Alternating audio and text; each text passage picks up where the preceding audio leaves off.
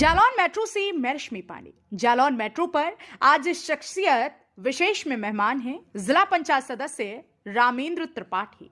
महज 23 साल की उम्र में राजनीतिक गलियारों में कदम रखा और पहली बार जिला पंचायत सदस्य का चुनाव समाजवादी पार्टी के सिंबल पर लड़ा और पहले ही प्रयास में विजयश्री हासिल कर जिले में अपनी पहचान बनाए।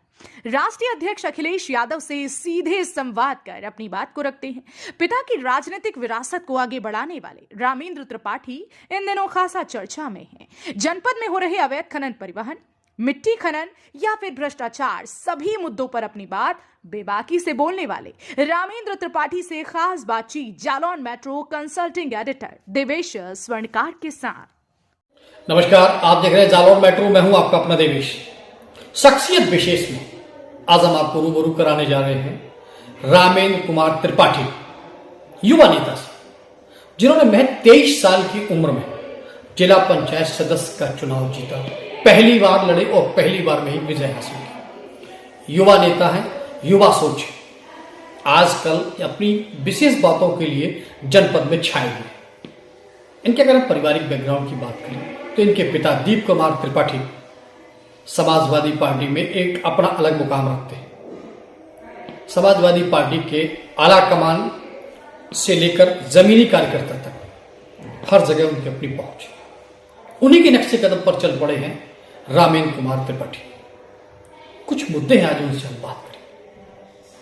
किस तरीके से वो राजनीति में आए, राजनीति में आने का उद्देश्य क्या था, क्यों आए, किससे प्रेरणा ली, क्या शिक्षा है उनकी, क्या विजन है उनका, युवाओं के बारे में क्या सोच है, रोजगार के बारे में क्या सोच है, उनकी खुद की एक अलग से पर्सनालिटी है, उसको लेकर वो क्या करते हैं। बहुत सारी बातें हैं। तो चलिए शुरू होते हैं इस खास शख्सियत विशेष में आपके साथ रामेंद्र त्रिपाठी। नमस्कार रामेंद्र जी। नमस्कार, स्वागत है आपका जालौन मेट्रो में। बहुत धन्यवाद सर, बहुत धन्यवाद। सबसे पहले हमें आप ये बताइए, आपकी उम्र क्या है जब आपने चुनाव जीता? मैं महज 23 साल का था। 23 साल का जब आपने ये जिला पंचायत का चुनाव जीता, तो क्या सोचकर आप राजनीति में आए थे? मैंने बस अपने पिताजी से प्रेरणा ली और मैंने देखा कि जब वो गरीबों की मदद करते थे, किसानों की मदद करते थे, पिछड़ों की, दलितों की आवाज उठाने का काम करते थे, तो मुझे किसी और से सीखने की जरूरत नहीं पड़ी। जब मैंने पिताजी को ही देखा और जब अपने यहाँ के वातावरण को देखा कि जिस तरीके से हम लोग ज्यादा से ज्यादा लोगों की मदद कर सकते हैं, तो केवल उसी उद्देश्य से मैं राजनीति में आया। आप तो युवा हैं, पढ़े लिखे हैं, आप चाहते तो कहीं नौकरी करके भी अपनी जगह सेटल हो सकते थे। राजनीति ही क्यों चुनी आपने? क्योंकि एक राजनीति ही एक ऐसा पेशा है जिससे हम गरीबों, किसानों और जो भी अन्याय हो रहा है आज समाज में, प्रदेश में विकास के लिए हम लोग राजनीति में आकर ही अपने इन मुद्दों पर बात कर सकते हैं, चर्चा कर सकते हैं, आवाज उठा सकते हैं। इसीलिए मैंने राजनीति को ही चुना। अच्छा, पहली प्रयास में ही आपने इस जीत को हासिल किया, इस मुकाम को हासिल किया।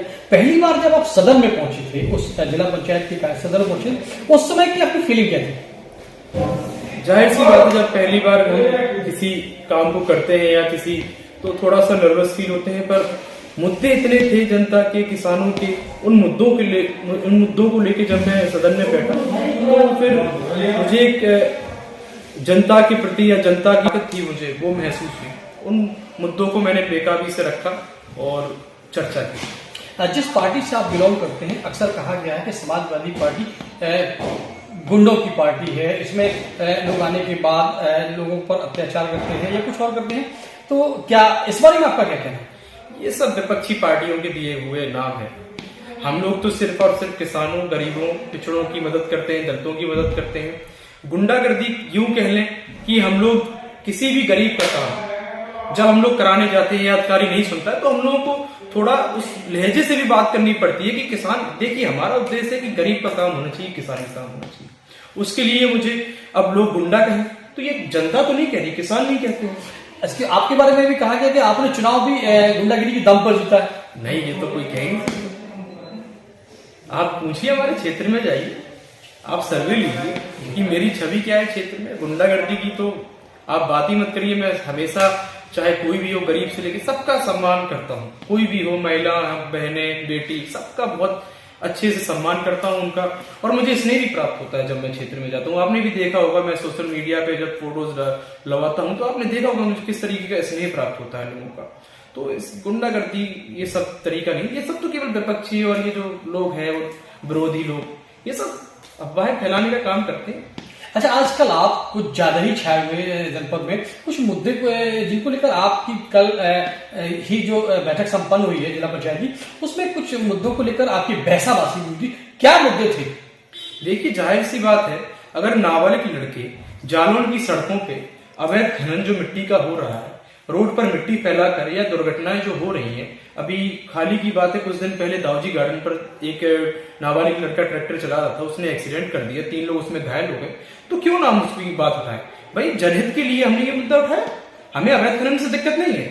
लेकिन इस सरकार में जो ये वादा करके आई थी भारतीय जनता पार्टी सरकार की, हमारी सरकार में अवैध खनन नहीं होगा, ओवरलोडिंग बंद होगी, तो ये काम कहाँ बंद हुए? सरकार के नुमाइंदे तो आज भी करेंगे, अवैध खनन ओवरलोडिंग यहाँ हो ही नहीं रहा है। वो तो आप पब्लिक में पूछिए ना, आप जालौन में रहते हैं, आप शाम को देखिए किस तरीके से ट्रैक्टर ओवरलोड मिट्टी भर के निकल रहे हैं, ओवरलोड बालू की ट्रक निकल जाते हैं, किस तरीके से निकल रहे हैं, आप खुद देखिए।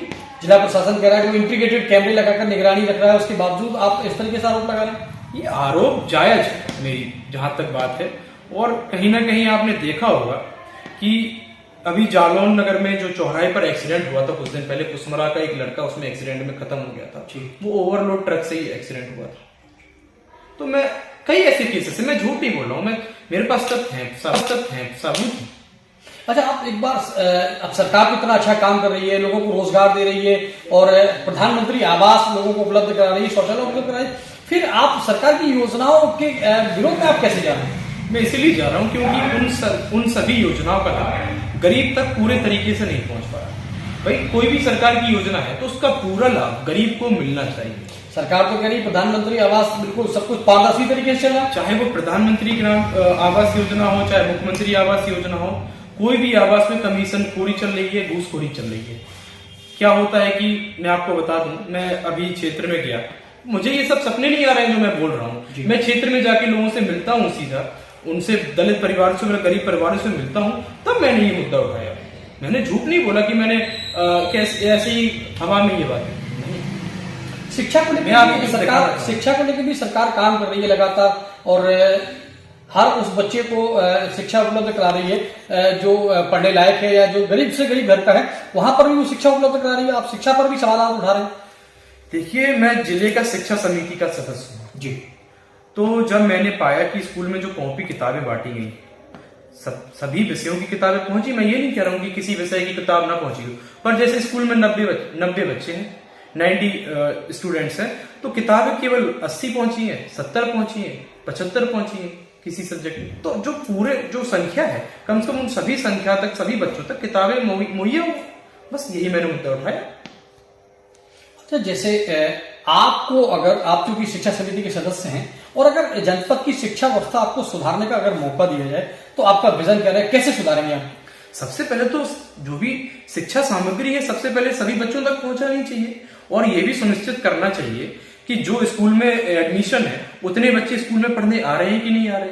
भाई, अगर देश की तस्वीर बदलनी है तो सबसे पहले गरीब तक शिक्षा पहुंचानी पड़ेगी। गरीब से गरीब तक शिक्षा पहुंचाने का काम हम लोगों को करना होगा। स्कूल की बिल्डिंग्स आप देखिए, मैंने कई स्कूल में दौरे किए, तो जैसे कुसमरा है, हरदोई राजा है, वहां खेलने के लिए ग्राउंड नहीं है, या स्कूल की जो दीवारें हैं वो छत चटकी हुई है, बारिश में पानी टप टप होता है, तो कई ऐसी आप देख लीजिए। सरकार तो ऑपरेशन कायाकल्प के तहत स्कूलों का सौंदर्यीकरण करा रही है, सब कुछ करा रही है, खेल के मैदान मिनी स्टेडियम से बना रही है, फिर आप सवाल क्यों उठा? जो भी ये सरकार के लोग हैं अगर कह रहे हैं तो मेरे साथ चले, मैं उनको दिखाना चाहूंगा। जो भी अधिकारी या नेता या जनप्रतिनिधि सत्ता के अगर ये कह रहे हैं कि हमारी सरकार पूरे तरीके से इन मुद्दों पर काम कर रही है, तो मैं उनको दिखाना चाहूंगा कि आपने काम किया, क्या दिया है क्षेत्र में। मैं किसानों की आय डबल करने का सरकार वादा कर रही थी, बजट में भी उससे प्रावधान किया, कृषि के लिए अलग से विशेष पैकेज। किसानों की आय की आप बात कर रहे हैं, यहाँ किसानों को अपने रेट फिक्स करने को खुद मौका दे सरकार। अगर किसानों की आय की बात करते, यहाँ जालौन नगर में कोई अगर एसडीएम कोई फिक्स करेगा रेट किसानों की फसलों का, एसडीएम अधिकारी से बकायदा एफपीओ बनाया हुआ, उसके तहत रजिस्ट्रेशन कराने के बाद सरकार 24 घंटे के अंदर उनको पैसा पेमेंट कराने की बात करी, गारंटी इस बात की दे रही है, लोगों को उसका लाभ भी मिल रहा है, फिर भी आप सवाल उठा रहे हैं। मैं इसीलिए उठा रहा हूं क्योंकि जब मोदी जी जब प्रचार कर रहे थे, या भारतीय जनता पार्टी की सरकार लोग प्रचार कर रहे थे, तो आपने देखा था 60-65 रुपए डीजल का रेट था, पेट्रोल 70 रुपए था, और सब्जियों के दाम भी काफी, महंगाई कम थी जो अभी है उससे काफी कम थी। अब आप देख रहे हैं 90 रुपए डीजल। तो कहां से किसानों को आप लाभ दे रहे हैं? खाद अभी उपलब्ध नहीं हो पाई किसानों को, खाद अब तक तो उपलब्ध नहीं करा पा रही है सरकार। किस तरीके से आप किसानों की आय दुगनी कर रहे हैं? सरकार तो बराबर ये दावा कर रही है कि खाद बीज हर चीज मुहैया सरकार के द्वारा जो है किसानों को कराई जा रही है। सरकार ने अभी तक किसानों के बिजली बिल तक माफ नहीं किए जो उन्होंने वादा किया था। बताया तो ये भी जा रहा है कि उनकी प्रक्रिया प्रोसेस चल रही है, उनको चयनित जो पात्र हैं उसके दायरे में जो आते हैं उनको चयनित किया जा रहा है और उनको उनका लाभ मिलेगा। अभी हाल का ही मामला है, मैं आपको बताना चाहूंगा। जब मैं गया गांव में तो पूरे गांव की बिजली काट दी गई। क्यों काट दी गई? 60% लोगों का बिल जमा नहीं था, लेकिन 40% लोगों का वो तो बिल जमा था, उनको क्यों आप परेशान कर रहे हैं? उनकी बिजली क्यों काटी गई? ये भी तो मुद्दा आपने देखा होगा। नहीं है ये आपके पास शिकायत? मेरे पास तो कई गांव से फोन आते, मैं खुद गया, पूरे गांव की बिजली काट दी। ये कैसा काम है प्रशासन का?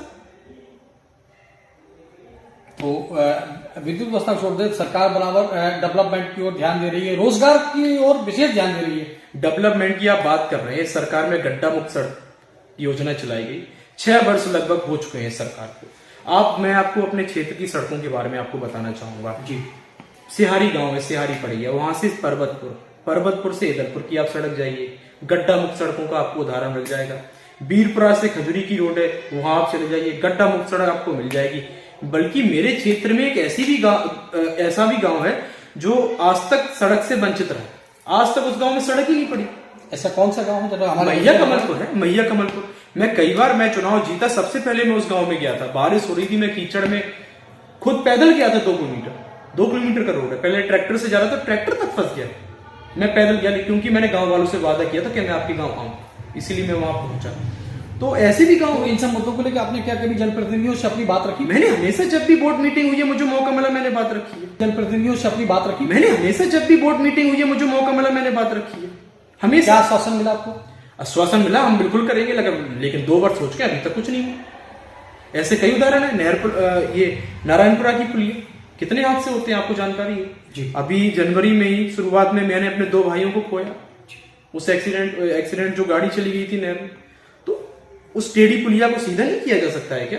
कितने वर्ष हो गए माननीय विधायक जी को, सरकार कितने दिन हो गए भाई? कम से कम जो मुद्दे हैं जिससे जनहित को नुकसान पहुंच रहा है, जान माल का खतरा है, तो कम से कम ऐसे काम तो पहले कर दिए। कोई काम नहीं हुआ। जगह जगह गौशालाएं खोली जा रही हैं, गायों की व्यवस्था की जा रही है, कृषकों को जो है उनके योजनाओं का लाभ दिया जा रहा है, किसानों के हित में काम हो रहा है, और आप हैं कि सरकार पर सवाल उठाया जा रहा है। मैं आपको बता दूं, कुछ दिन पहले मैं टूर्नामेंट का उद्घाटन करने गया कुठौन ब्लॉक में जी। तो मैं वहां से लौट रहा था, तो गांव वालों ने रास्ते में ही मुझे यहाँ शेखपुर के पास रोक लिया, क्योंकि वहां पर एक झुंड था गाय का, करीब 100-200 गायों का झुंड। मैंने डीएम साहब को फोन किया तत्काल वहीं से सीयूजी नंबर पर, तो उनके अर्दली ने या किसी ने उठाया फोन, मुझे कोई रिस्पॉन्स नहीं मिला।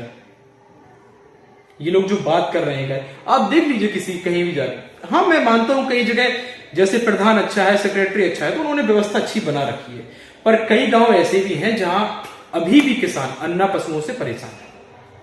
गांव नमामि गंगे प्रोजेक्ट के तहत पानी पहुंचाया जा रहा है। कभी किसी जमाने में सूखे की हालत होती थी तो लोग जो है बूंद बूंद पानी को तरसते थे। इस बार जो है गांव तक बढ़िया रोड पहुंचाई गई है, बूंद बूंद पानी, हर घर नल योजना के तहत जो है वहां पानी पहुंचाया जा रहा है, एक्सप्रेस वे बनाए जा रहे हैं, रोजगार के अवसर खुल रहे हैं। सरकार इतना अच्छा काम कर रही है, फिर भी समाजवादी पार्टी या आप उन पर सवाल उठाते हैं? हम लोग इसीलिए सवाल उठाते हैं क्योंकि जब हम लोग गांव जाते हैं तो गांव के लोग हम लोगों से शिकायत करते हैं। आपने देखा होगा जो ये नमामि गंगे योजना चल रही है, ये सड़क खोद के जो पाइपलाइन पड़ रही है, एक तो वो पाइपलाइन बहुत ही रद्दी क्वालिटी की है, और जो प्रेशर आ रहा है इतने दूर दूर पाइप बिछा दिया है कि वो पानी पहुंच तक नहीं पा रहा है, और जो खोदने के बाद जो पाइप, उसके बाद सड़कें ऐसी छोड़ दी गई गाँव में, पानी भरा है गाँव में, सड़कें ऐसी छोड़ दी गई खोद के। ये कहाँ का आप विकास कर रहे हैं भाई? कम से कम अगर आपने खोदा है, पाइपलाइन डाली, तो उसके बाद जो सड़कें जैसी थी वैसी तो करके दे दें। आप देखिए आपने भी तो चुनाव के समय अपने क्षेत्र के जनता से वादा किया था कि बहुत सारे विकास करेंगे, बहुत कुछ करेंगे, लेकिन आपके क्षेत्र में भी तो अभी कुछ नहीं हुआ। बिल्कुल आपकी बात सही है और मैं इस चीज को मानता हूं कि मैंने बहुत से वादे किए थे, क्योंकि मुझे लगा था कि कम से कम एक जनप्रतिनिधि होने के नाते सरकार आती जाती रहती है, परिणाम कुछ भी रहा हो, पर जो भी होता है काम दिया जाता है, किस चाहे विपक्ष का हो चाहे कोई भी हो, उसे काम देना चाहिए। तो हमने जब मुद्दे रखे तो हम लोगों को कोई काम नहीं दिया गया। हम लोगों ने काफी प्रस्ताव दिए, आप भी देखते होंगे मैंने जो भी प्रस्ताव दिए मैं अपने पब्लिक के बीच दिखाता हूं कि मैंने ये प्रस्ताव दिए। अच्छा, तो इसका मतलब आपका कहना यह है कि भारतीय जनता पार्टी के शासन में समाजवादी पार्टी के जो सदस्य हैं उनको अपेक्षित किया जा रहा है? मैं यही कहना चाहूंगा कि देखिए, अपेक्षित तो बिल्कुल जाहिर सी बात है जब हम लोग विपक्ष में हैं, पर हम लोग भी सरकार में रहे, हम लोगों के जो भी उस टाइम जो भी विपक्ष में रहे उनको काम मैंने दिया। सरकार के नुमाइंदों का कहना है कि सबका साथ सबका विकास सबका विश्वास। जब सबका साथ सबका विकास जो है विश्वास और सबका विकास है, फिर अपेक्षित क्यों? ये सब तो सब कहने की बातें, सबका साथ सबका विकास अगर यही होता तो आज आप देख रहे हैं जो कानपुर देहात में ब्राह्मण परिवार के साथ जो हुआ प्रशासन खड़ा देखता रहा, ये किस तरीके का विकास है? उस पर लेके खुद सूबे के मुखिया ने इस पे कमान संभाली, डिप्टी सीएम ने भी पीड़ित से बात की, उसके बेटे से बात की, और उनका कहना ये कि जो भी दोषी है उसको बख्शा नहीं जाएगा, चाहे वो कितना भी पावरफुल आदमी हो, सत्ता में हो या विपक्ष में, उसको बख्शा नहीं जाएगा। और उनकी जो कुछ मुद्दे हैं, कुछ मांगे हैं, उनको लेकर भी माना गया है। फिर भी सवाल क्यों, और इसको लेकर राजनीति क्यों की जा रही है? क्योंकि समाजवादी पार्टी का डेलीगेशन वहां जाने का जिद कर रहा है, कांग्रेस का डेलीगेशन वहां जाने की, या अन्य जो राजनीतिक पार्टियां हैं वो जाने का जिद कर रही है। कुछ लोगों का कहना है कि आप लोग माहौल खराब कर रहे हैं। देखिए, हम लोग माहौल खराब नहीं कर रहे हैं। जिस तरीके से आपने देखा, सिर्फ बात करने से, माननीय उप मुख्यमंत्री जी के बात करने से उस परिवार को न्याय नहीं मिलेगा। उस परिवार को घर की जरूरत है तो उसको घर देना चाहिए। और आप बात कर रहे हैं, अगर मैं यही बात कहूं कि जैसे हमारी पार्टी का डेलीगेशन अगर वहां जाना चाहता था तो क्या दिक्कत थी? हम लोग क्या हंगामा करने जा रहे थे कि वहां भड़काऊ कुछ काम करने जा रहे थे? हम लोग सिर्फ उस परिवार को ये हिम्मत देने जा रहे थे कि हम लोग आपके साथ हैं और आपको न्याय दिलाने का काम करेंगे। यही जब हादसा हुआ, वहां जो जिले के डीएम थे, एसपी थे, वो 2 दिन तक वहां नहीं गए, ना उस जगह का दौरा किए। ये किस तरीके का काम कर रहे हैं? क्यों नहीं गए डीएम? मुझे आप बताइए। प्रशासन क्यों वहां निष्क्रिय रहा? जब वो सामने दो महिला माँ बेटी आग लगा रही थी तो आप खड़े खड़े देख रहे हैं। ये किस तरीके का न्याय है इस सरकार में? यही राम राज्य है? मैं तो बिल्कुल नहीं चाहूंगा कि इस तरीके की सरकार आए जिसमें अगर सामने कोई आग लगा रहा हो, आत्मदाह की कोशिश कर रहा हो और प्रशासन खड़ा है। ये कितनी मतलब किस तरीके की शर्मनाक बात है किसी सरकार के लिए, मैं तो कहता हूं। ये थे रामेंद्र त्रिपाठी, युवा नेता, युवा सोच, युवा विजन। तीखे सवाल, सहजता से इन्होंने बड़ी सवाल। कई मुद्दे ऐसे हैं जो वाकई में जनहित के मुद्दे हैं और उन मुद्दों का कहीं ना कहीं समाधान निकलना आवश्यक है। जैसे रास्ता है, या टेल तक पानी है, या अन्य जानवरों की जो समस्याएं, या शिक्षा को लेकर जो बदलाव की व्यवस्था है, वहां वाकई में काम आना चाहिए। मैं भी अपने चैनल के माध्यम से जिम्मेदार लोगों से ये अपील करता हूं कि इस बात पर ध्यान दें और जनहित के जो मुद्दे हैं उनको जल्द से जल्द हल करने की चला रहे नाबालिग लड़की ट्रैक्टर चलाकर निकल रही है, मट्टी फैलाकर, उससे कई दुर्घटनाएं हो चुकी हैं। और उस खनन को जल्द से जल्द बंद किया जाए।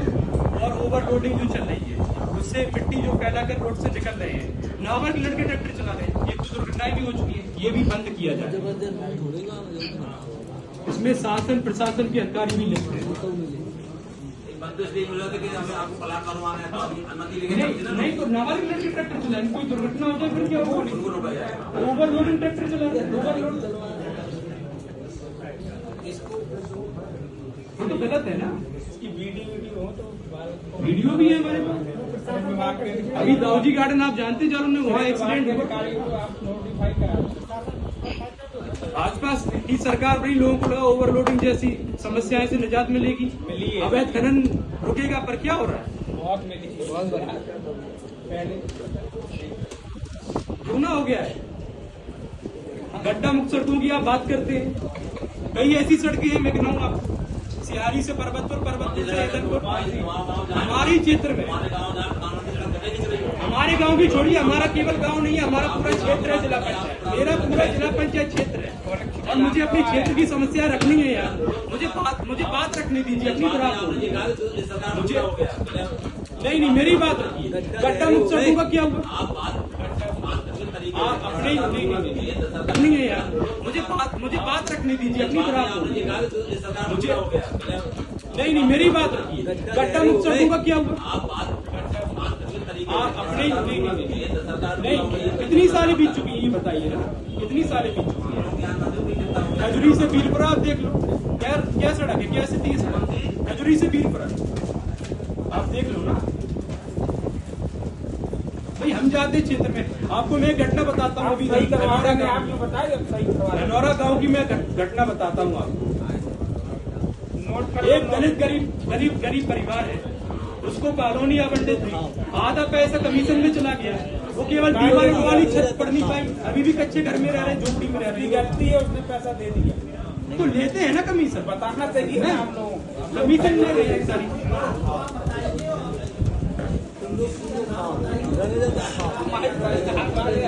मेरा बस माननीय मंत्री जी, मेरा एक निवेदन है आपसे, जो भी सरकारी योजनाएं हैं उन सबका लाभ गरीबों तक पहुंचे, पूरा लाभ पहुंचे।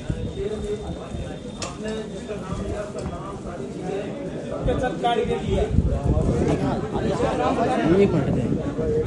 एक मिनट जाएंगे